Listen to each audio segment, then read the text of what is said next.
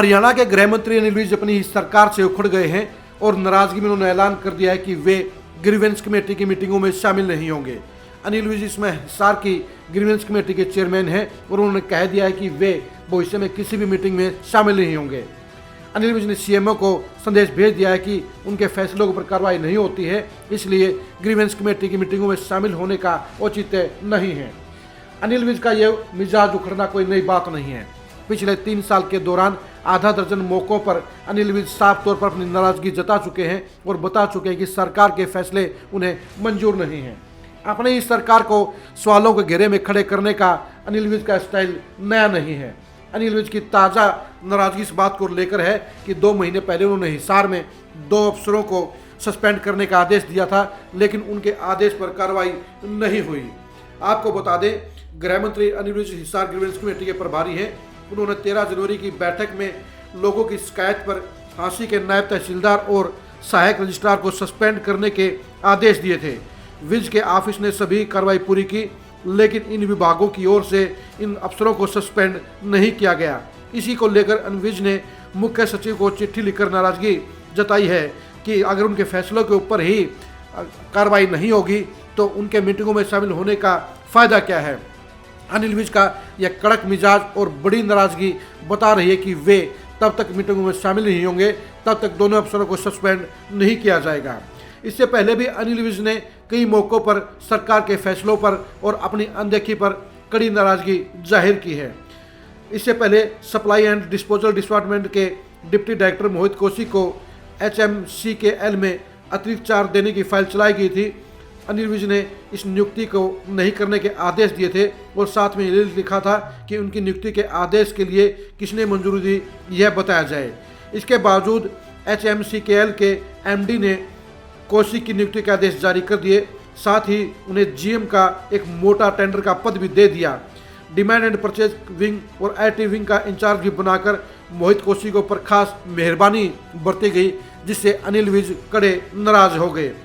इसके अलावा स्वास्थ्य विभाग की दोनों महानिदेशकों ने छुट्टी की एप्लीकेशन दी थी, जिसे अनिल विज ने मना कर दिया था, लेकिन दोनों अफसरों ने अनिल विज को अनदेखा करते हुए CMO से अपनी छुट्टी फाइनल करवा ली थी। इसकी वजह से अनिल विज को अपनी अनदेखी और अपना अपमान महसूस हुआ और उन्होंने इसके प्रति कड़ी नाराजगी जताई थी। अनिल विज 4 अन्य बड़े मौकों पर भी अपनी नाराजगी को जग जाहिर कर चुके हैं। IPSओं के ट्रांसफर को लेकर अनिल विज ने कड़ा रुख अपनाया था। अनिल विज का कहना था कि IPS के ट्रांसफरों की उन्हें सिर्फ सूचना दी जाती है, जबकि गृह मंत्री होने के नाते IPS के ट्रांसफर में उनकी राय ली जानी चाहिए, उनसे सलाह की जानी चाहिए, लेकिन इसकी बजाय IPS के ट्रांसफर में उनको सिर्फ सूचना दी जाती है, जो गृह मंत्री होने के नाते उनके साथ ठीक व्यवहार नहीं है। CID की रिपोर्टिंग में भी अनिल विज ने नाराजगी जताई थी। कायदे के हिसाब से CID पहले गृह मंत्रालय का पार्ट होता था और CID गृह मंत्री को पूरे प्रदेश की हर जानकारी डेली मुहैया कराती थी, लेकिन CID ने ऐसा करने की बजाय पूरी जानकारी CMO को देनी शुरू कर दी, जिससे अनिल विज खफा हो गए और दोनों ही नेताओं के बीच में खाई भी बढ़ गई।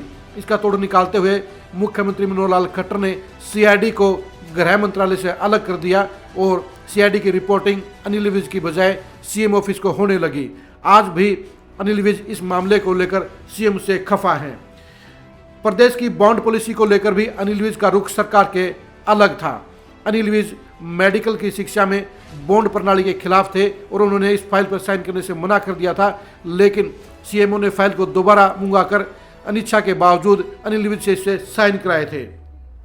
कोविड के दौरान अवैध शराब की तस्करी के मामले में भी अनिल विज का कड़ा रुख था और अनिल विज ने इस मामले की SIT से जांच कराने की मांग की थी, लेकिन सरकार ने SIT की बजाय SET की जांच करवा दी। ऐसे ही मौकों पर अनिल विज को लगातार अपना अपमान महसूस होता है और वो अपनी अनदेखी को बर्दाश्त नहीं कर पाते हैं, इसलिए बार बार वे सरकार से टकराते हुए नजर आते हैं। देश के इतिहास में सचिन पायलट के अलावा अनिल विज दूसरे ऐसे नेता हैं जो अपनी सरकार के खिलाफ लगातार बोलते रहते हैं, सरकार के फैसलों पर आवाज़ उठाते हैं और अपनी अनदेखी को लगातार चर्चा का विषय बनाते हैं।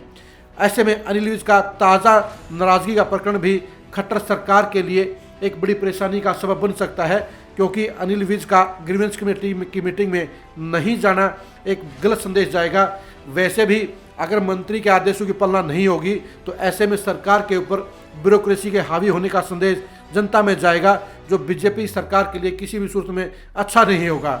अब देखने की बात यही रहेगी कि सीएमओ अनिल विज की नाराजगी को कब और कैसे दूर करने का काम करता है। अनिल विज की नाराजगी को लेकर आने वाली इस एक्सक्लूसिव खबर के लिए आप खरी खरी न्यूज़ के साथ जुड़े रहिए। नमस्कार।